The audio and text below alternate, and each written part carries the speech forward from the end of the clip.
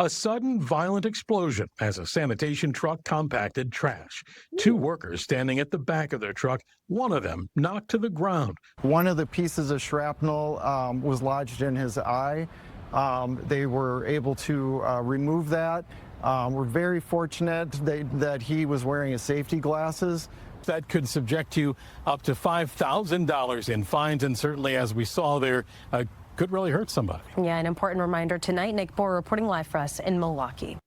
Tonight of an explosion in the back of a Milwaukee garbage truck. This blast did injure a city sanitation worker. It happened Wednesday near 9th and Aberts, just south of Capitol. 12 News' Nick Bohr joining us live there. Nick, this is all about the improper disposal of oxygen tanks.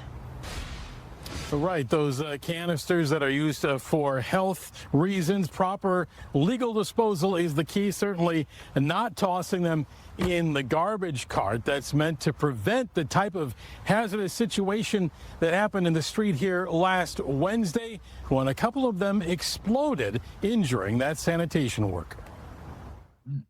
A sudden violent explosion as a sanitation truck compacted trash. Two workers standing at the back of their truck, one of them knocked to the ground, suffering an eye injury and a concussion. They empty the carts, and then there's a blade that packs it in to make room for the next loads. The Department of Public Works explains the men were just starting their day when their routine was shattered. As the crew started to move the packing blade, that pressure caused an explosion. And we came to find out that there were two oxygen tanks that exploded. There were an additional two that were recovered from the hopper as well. It's the reason it's strictly forbidden to put any pressurized canisters, including oxygen and propane, into the trash. One of the pieces of shrapnel was lodged in his eye. They were able to remove that. We're very fortunate that he was wearing his safety glasses. And that's something that, is what we train everybody to do. Similar incidents have happened across the country, like this one in Ohio last year. There was a similar oxygen tank blast in Milwaukee 2 years ago, but no one was hurt. It's hoped the blast here last week gets people's attention.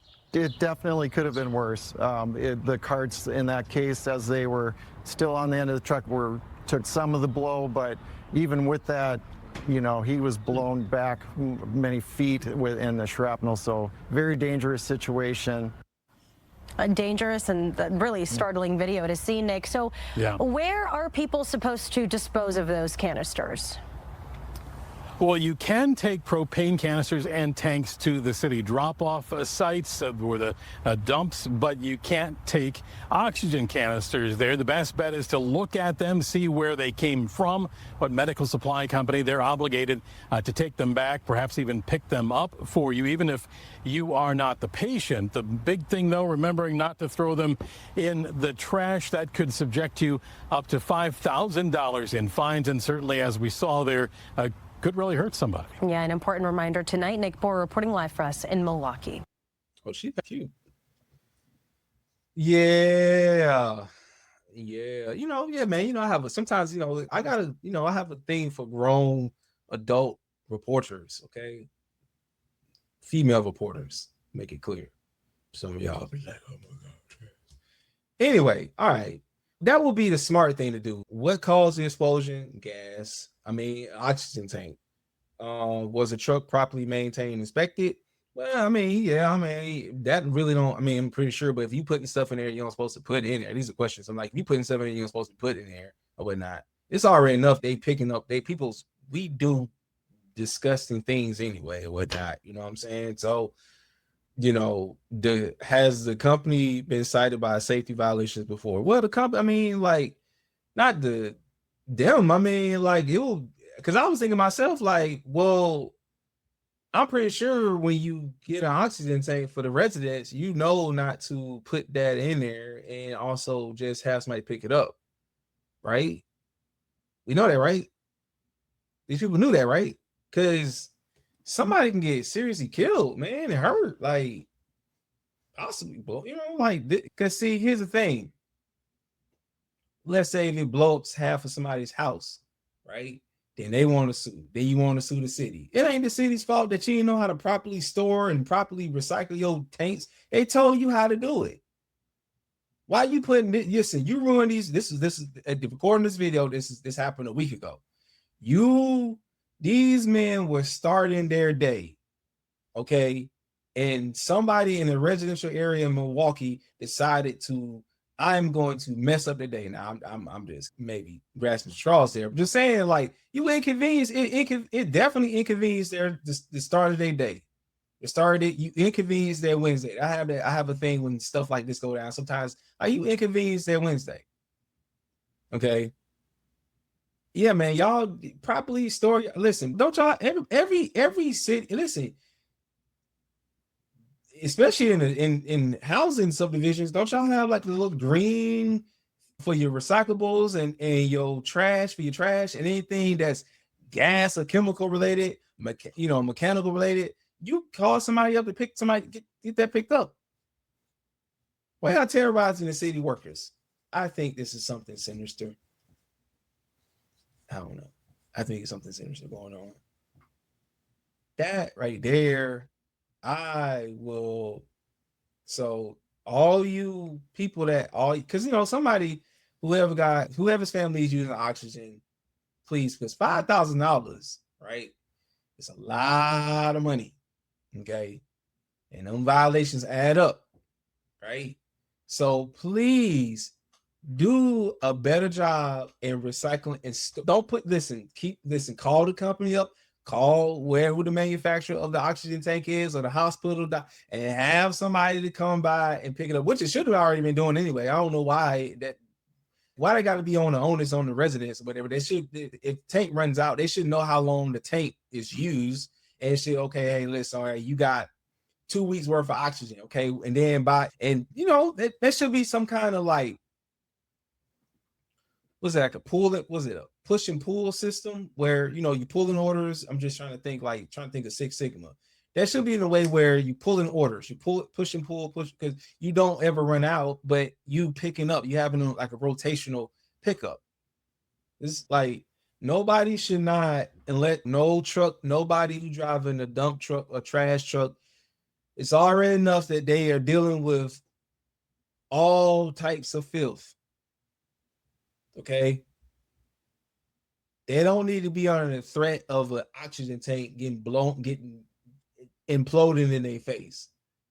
Okay, so people of Milwaukee, the citizens of Milwaukee, any one of y'all that's using propane or gas or chemicals, whatnot, please do a better job in storing disposing it off the property. So don't make it the city's job.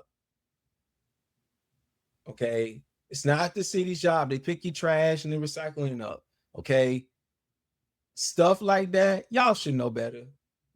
Do better. Okay.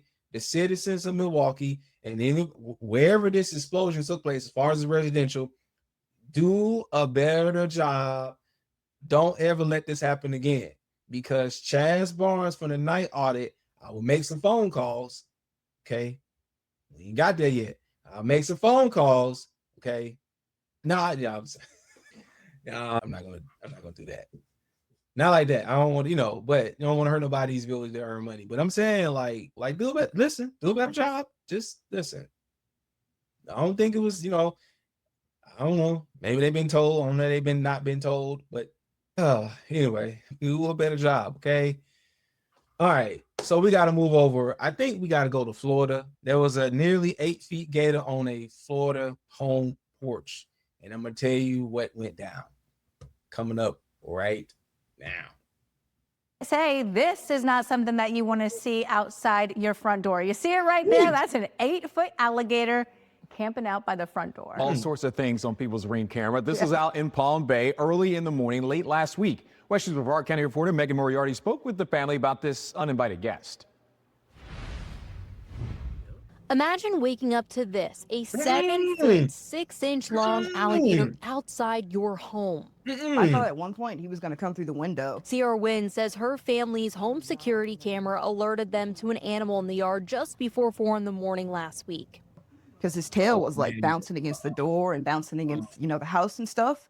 And it was just such a deep guttural hiss and growl, and he just looked so mean. I thought he was going to come through the window. Palm Bay Police and FWC came out to their home in Palm Bay off of Malabar Road, not far from Heritage High School. We were scared, terrified. At one point, when he was getting kind of agitated with the flashlight in his eye, he actually looked right up at me in my eyes, and he started opening his mouth, and he was growling and hissing. She's thankful they got an alert from their camera because she's not sure what would have happened if they didn't get a heads up. If we didn't have the cameras and the features where we get notifications that animals are in your yard, who knows what would have happened? If I would have opened the garage to let the dog out, if I would have came through the front door, I wouldn't have known. She says she's not sure where it came from, but she did the right thing. If you ever see an animal like that in your front yard or in a domestic area, you should call police and they can contact FWC to hopefully get a trapper out here. Covering Brevard County in Palm Bay, Megan Moriarty, WESH 2 News. Ooh, man, 4 a.m. That's like between. Listen, you got a window, right? Because most people get up around like 6 o'clock in the morning to 6:30, right? Most of us got to probably be out the door by 7 o'clock. Some of us get up at 5, might get up before pray or whatnot, eat, maybe 4 in the morning, right?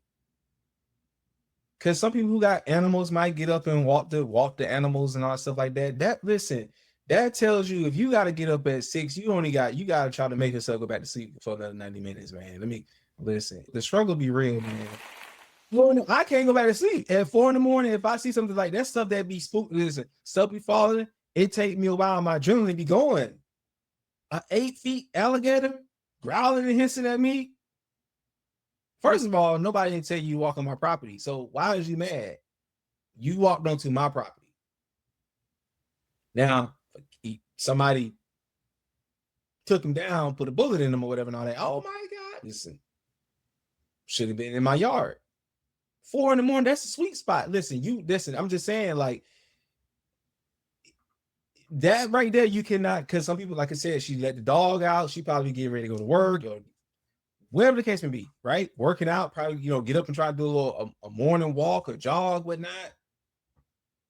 Whole morning in shambles because an 8-foot alligator is sitting at my front door. What is going on? What is happening? Thankfully, nobody get killed. Nobody get harmed and anything like that at all. That's, that's most important. I don't know if it was a food source. Didn't say it was any food source or there was any standing water. It looks like it was moved off the property immediately. That was one of the questions. Did the homeowner have prior gator sightings and complaints before? Well, in this case, her, didn't say. I'm going to probably say maybe not her. This probably maybe the first time that a gator probably got onto the porch. You got to be careful by living in places where there's a lot of water at. You never know what comes out of the water. You never know. You never know. Like, you never know. Yeah, saying the question is also, was the security alarm the only thing that alerted the family? Yeah, shit. Yeah, man, she had the whole shebang. Had to show the shebang. Imagine that. Like, I had one day I was walking out of the door to head to work, and there was 2 dogs. I'm not necessarily afraid of dogs, but it's just nowadays if they got they stray dogs, you don't know, because I'm like, you don't know they've been domesticated, you don't know they've been. It was a nice little white pit bull, and there was another dog, and I got out there, I was like, oh, because I wasn't expecting that, right? I'm like, damn, man, I'm right here, and I gotta like walk out and up to get to my car. Now you can't run, because you know how you try to walk or whatever and all that, and they, the dog's trying to. I'm like, I gotta go. So I closed the door back a little bit, and then they wandered off, and I was like, okay, all right. Yeah, man, I can't say, listen, I'm trying to get to work. I'm trying to get out the door. It's already 7:30. I don't need to be listening to listen, I'm late because they're dogs. You scared of dogs? It ain't that I'm scared. I don't know what this dog gonna do. I don't know what their intentions are. It's like this gator. This gator was hissing and growling. She said she flashed the light. And then she had the window. She said, well, I thought he would come to the window. What? You got the window open. What is going on? Why? Why do you have the window open? That alligator would have to fight his way into he or she would have to fight their way into the house. Why? What is going on, y'all? But yeah, man. Listen, man. Gators? No gators. Look at that. You see all that water? Let's blow this picture up. Let's listen. All of that. Listen, man. No, maybe like, and look how low the land. Look how it sits, man.